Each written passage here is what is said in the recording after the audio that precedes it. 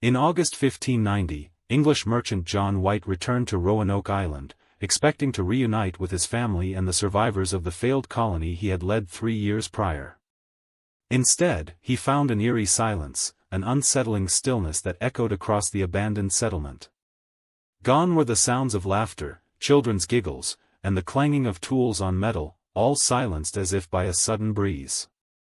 The once thriving community, established in 1587 with such promise, had vanished without a trace. No bodies, no signs of struggle, just the cryptic message, Croton, carved into a wooden post, an enigmatic signpost pointing to a mystery that would haunt historians for centuries. John White's desperate search for answers led him to consult local Native American tribes and scour the island for clues. However, even his determination could not crack the case, leaving behind one of America's most enduring unsolved mysteries: what befell the Roanoke colony?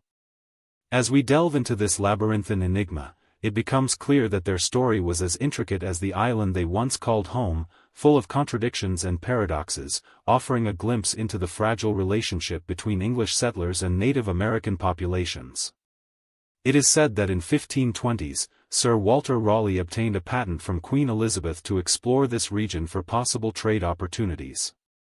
However, his true intentions would go beyond mere commerce, driven by a mix of colonial zeal and commercial interests.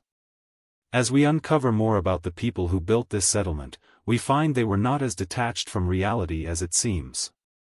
Many came seeking wealth, freedom, and fresh start, a combination that seemed too enticing to resist in a time when these dreams were largely out of reach for most English folk. From early maps depicting the area's promise, including Roanoke Island's abundant resources, the allure became hard to ignore. One such settler was an adventurer named Elected Men who arrived on board the supply ship that John White himself piloted 3 years after leaving his family in safety back home.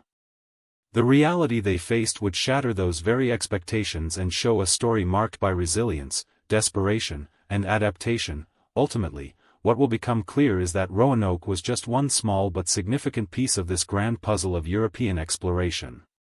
With a better understanding of their story, we begin to realize that this disappearance serves as a poignant reminder that our relationship with nature, the land itself, would always be a delicate balance.